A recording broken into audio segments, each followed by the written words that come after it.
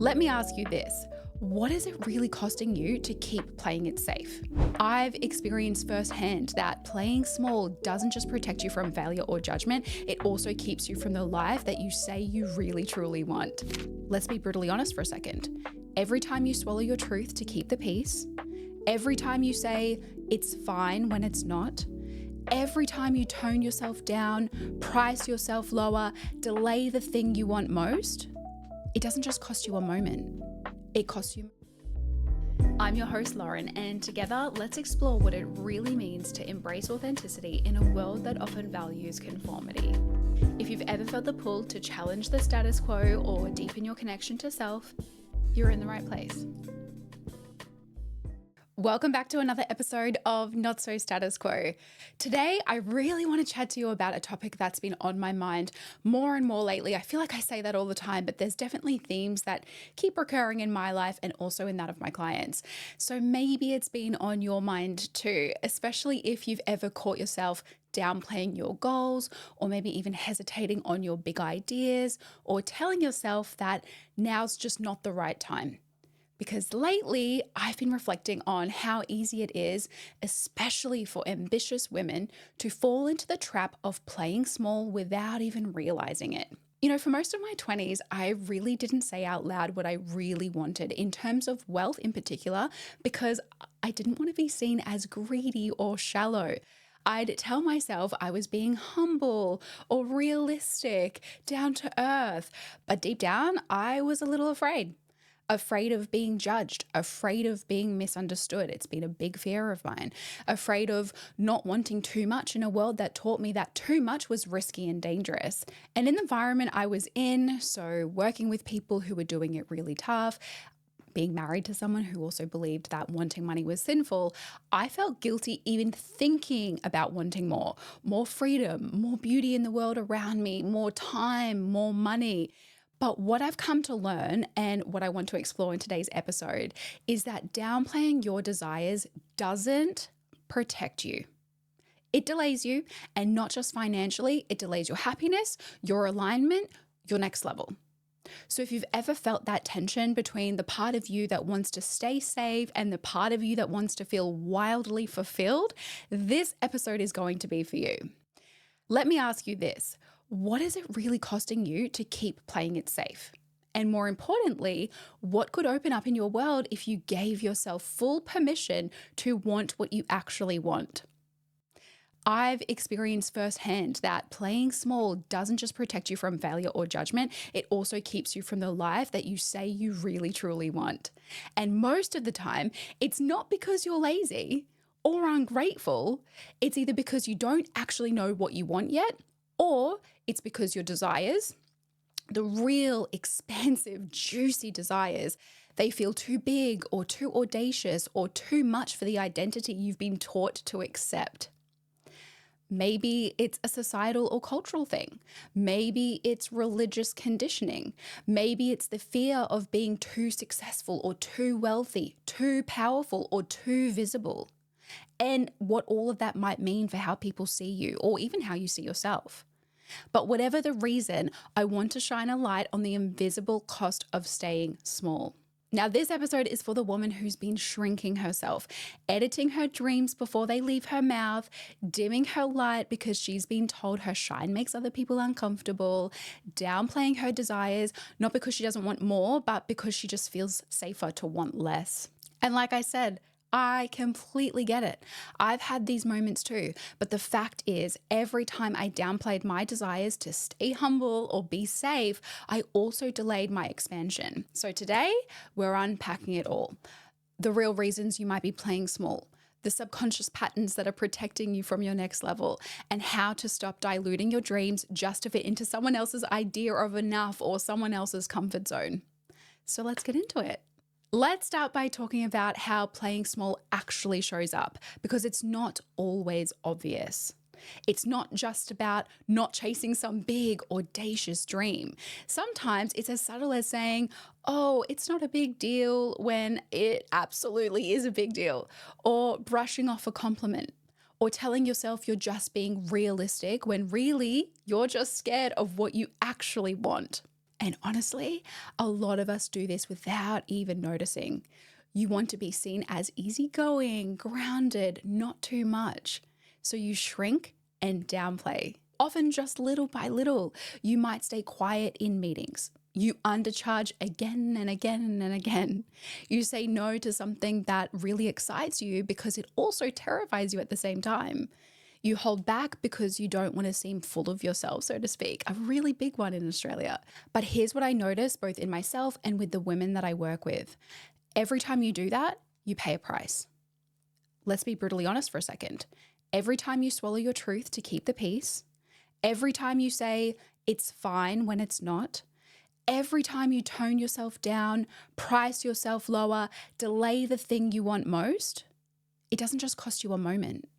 It costs you momentum. It costs you opportunities. It costs you fulfillment and happiness. It costs you alignment with the life that was actually meant for you. It costs you emotionally because you start second guessing what you actually want, or worse, you stop asking yourself altogether. It costs you energetically because when you're pretending to be different or smaller than what you are or holding back your truth, it's bloody exhausting. You leak energy constantly, explaining, justifying, people-pleasing, overthinking everything.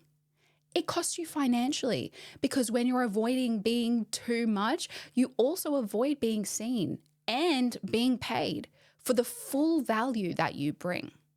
I see this with clients all the time, undercharging, not negotiating their pay or price on products and services, not applying for the thing they really want, holding back a launch or a project because they're scared of what people will think.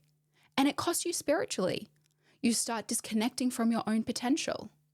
Your big ideas start to feel like a fantasy, not because they actually are, but because you've pushed them so far down your calendar, full of everyone else's priorities. And the scariest part, you don't even know what you're missing because you've been so conditioned to settle, you stopped noticing how much you're compromising. The cost of playing small isn't just delayed goals, it's delayed happiness. It's a version of your life that feels almost right but never fully satisfying.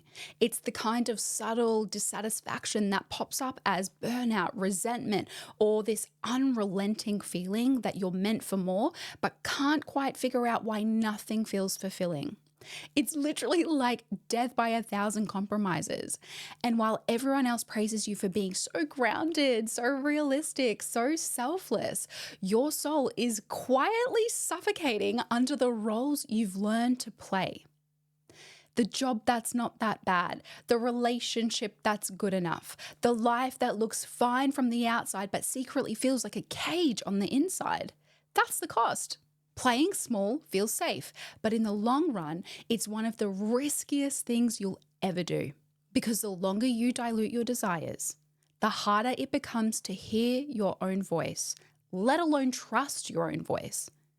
So the question isn't, who am I to want more? The real question is, what will it cost you if you don't? And then following on from that, I want you to ask yourself seriously, what's one area of your life where you've been downplaying your desires? And again, what has that really cost you? Not in theory, in practice. Maybe it's a promotion you never applied for, a dream you haven't even spoken out loud, a relationship you've settled for, an income ceiling you keep hitting because part of you still feels really weird about charging more. And if this is resonating, please know it's not because you're ungrateful or you're not working hard enough. It's because somewhere along the line, you learned that it was safer to want less. All right. So if playing small is costing us so much, why do we keep doing it?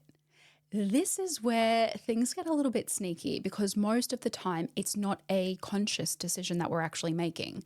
Let's be real. You're not waking up thinking, let me go sabotage my potential today. It's so much deeper than that. It's protective. There's a part of your subconscious, the part that's really wired for safety and belonging, that thinks shrinking is actually keeping you safe because outside of the familiar and outside of your comfort zone is the unknown, and that is a risk. For some of us, this conditioning started young. Maybe you were praised for being the easy one, the good girl, the helper, the one who didn't need much. And somewhere along the way, that became your identity. Don't take up too much space. Don't want too much. Don't make it hard for anyone else. Or maybe success was something that you were told came at a cost. The people with money were greedy. That ambition made women unlikable. That standing out meant criticism or ridicule, or worse, isolation. So instead of letting yourself want more, you learned to settle, to soften those edges of your big desires so they didn't trigger anyone else, to tone it down just enough to stay acceptable or palatable to others. And this is where identity safety comes in. Because when your dreams or desires stretch beyond the version of you that feels acceptable or safe, your nervous system will resist. Not because you're not capable, but because your subconscious is trying to protect the current version of you from change, from uncertainty or rejection. It's like this internal voice that's going, that's not who we are.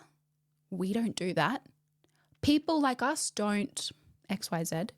Does this sound familiar? And here's the thing, it's not just about fear of failure. Sometimes what's actually scarier is success, being fully seen, being responsible for the bigger life that you've been asking for, being judged for wanting more when others are still struggling, especially if you've grown up in cultures or communities where selflessness was celebrated and desire was seen as selfish. That messaging runs deep. Even when you consciously want more, part of you might still feel wrong for actually wanting more. But you can't evolve into the new version of yourself while clinging to the rules of the old one. So if this is landing for you, here's a little reflective prompt that you might want to ponder on later.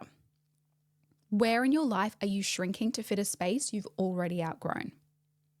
Now, don't rush to answer it. You can just sit with it, as with all of the other questions that I'm going to pose to you in this episode, and really reflect on it. Because chances are that's exactly where your next level is waiting. So let's now talk about something that doesn't quite get said enough, and let me make it clear. Your desires are not shameful. They're not selfish. They're not too much. I want you to think of them like these little pieces of data that are revealing really authentic, genuine parts of yourself. And when you stop ignoring them, when you stop filtering them through the lens of what will people think, you start seeing that they've actually been there to help lead you somewhere all along. But that's hard to do when you've spent most of your life being taught to downplay them. Whether it was your culture, your religion, your family, or just the environment that you grew up in, there can be so much pressure to not want too much. You know the vibe, like be grateful, be humble, don't rock the boat, don't ask for more than what's given. And so you internalize this belief that desire equals danger, that if you want something different, it must mean you're ungrateful, that if you reach for more, you're somehow rejecting what you already have. I really want to emphasize, you can hold so much gratitude and still desire more. You can love where you are in life and still feel pulled towards expansion on another level. I've experienced all of this. Growing up in Australia is really interesting. In the society that I grew up in, the general message was that ambition was acceptable, but desiring money and wealth and material items just wasn't a positive thing. As a result, I really allowed myself to dream about career and business and those kinds of things that I wanted, but not about money or wealth. Over time, though, I started opening myself up to thinking deeply about what would actually truly make me happy in life. Now, this was really easy. I was clear. I loved being creative and I really loved travel. I realized, though, that in order to travel freely and in the way that I desired, I would need money, and not the kind of money a 9-to-5 job alone could provide. I was then confronted with the idea of desiring money and desiring abundance, because this could potentially equal time freedom and financial freedom, which in turn would allow me to spend my days, my months, my years in a way that would feel incredibly fulfilling and rewarding. The more and more I thought about it, the more frustrated I felt. It was like there was a version of me just waiting to be claimed. And the only thing in the way was how afraid I was to own what I really wanted.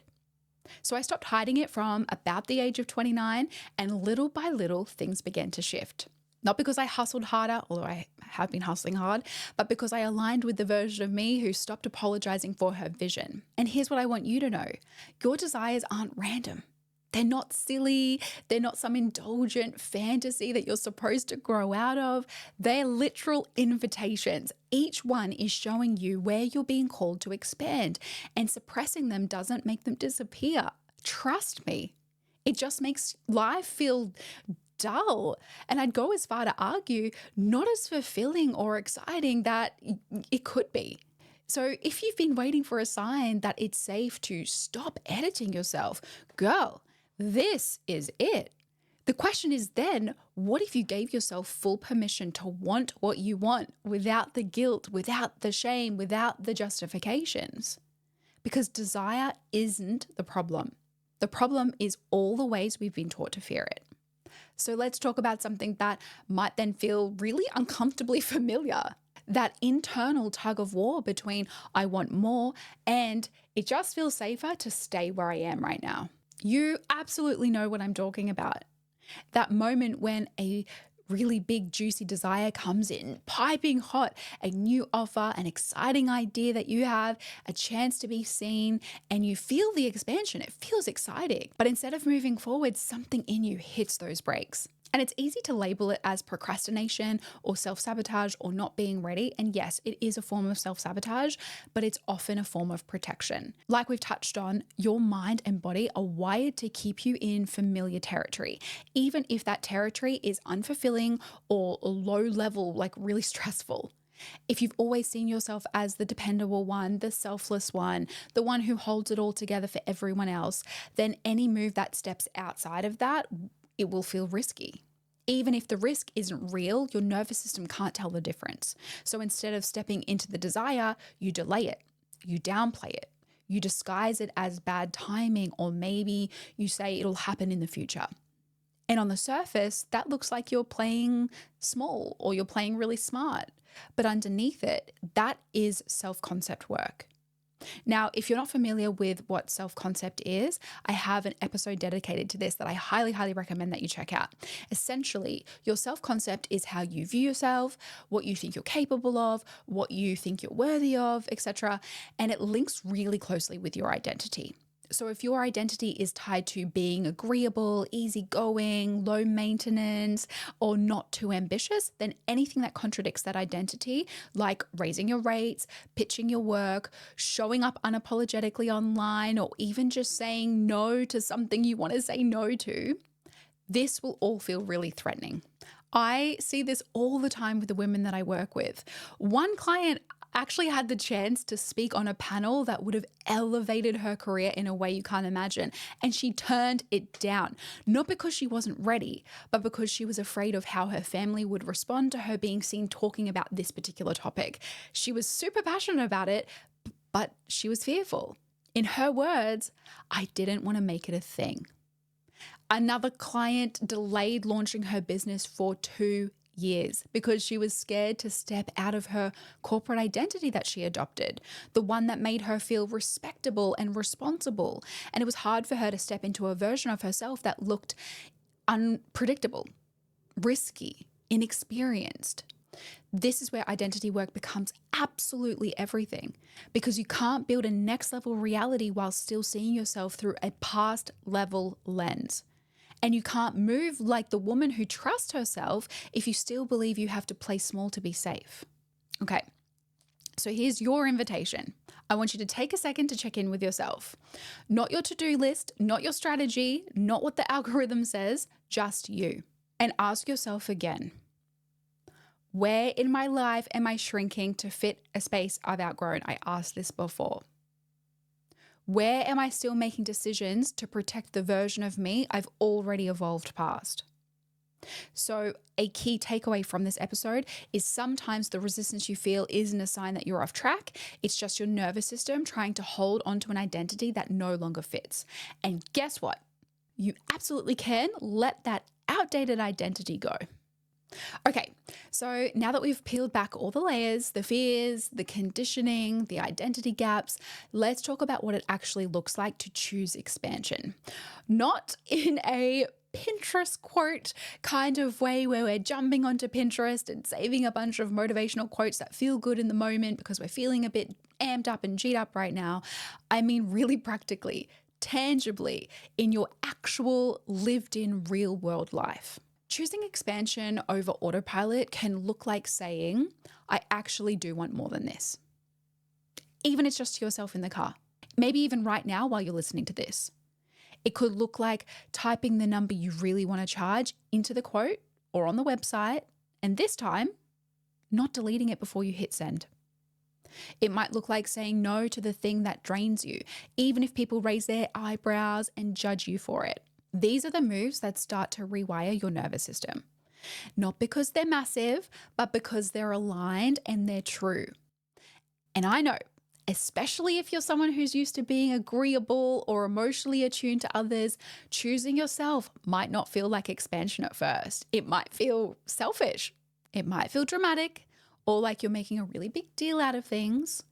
But I really want to emphasize, consistently doing small, brave, aligned decisions will start to reshape your self-concept. You will develop a new norm, a new way of viewing yourself and what you're actually capable of. Because at the end of the day, it's not about wanting more. It's about becoming the kind of person who lets herself have it. That's the shift we want to experience. So if you're listening to this and thinking, okay, Lauren, I hear you, but where do I start? Here's your micro action for the week. I just want you to say the thing. Ask for the thing. Admit the thing you want, even if it's just in your notes app or in a voice note to yourself. That's it. That's the starting place. You don't need to broadcast it. You just need to stick to it. Because the moment you stop editing your desires to make other people feel comfortable, your next level starts to get louder and easier to follow. And when you're ready to start listening, really listening to your true self and inner voice, that's when things will begin to move. Now, if there's one thing I hope this episode reminds you of, it's this. You don't have to apologize for wanting more. Not to your friends, not to your family, not even to the voice in your head that's been telling you, be grateful for what you've got. You can be deeply, deeply grateful and deeply, deeply hungry for different. You can love your life and want more from it. You're allowed to hold both. You really, really are. Stepping into your next level doesn't require you to burn yourself out, prove your worth, or hustle for your right to be able to dream. But it does require self-honesty and alignment, and a willingness to stop shrinking yourself just to keep the peace. When you let yourself be fully seen, when you stop editing your desires to make other people more comfortable, your energy will change. Your standards will change.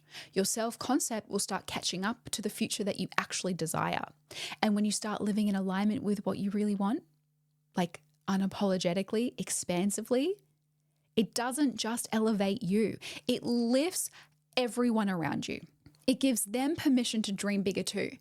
It really is infectious.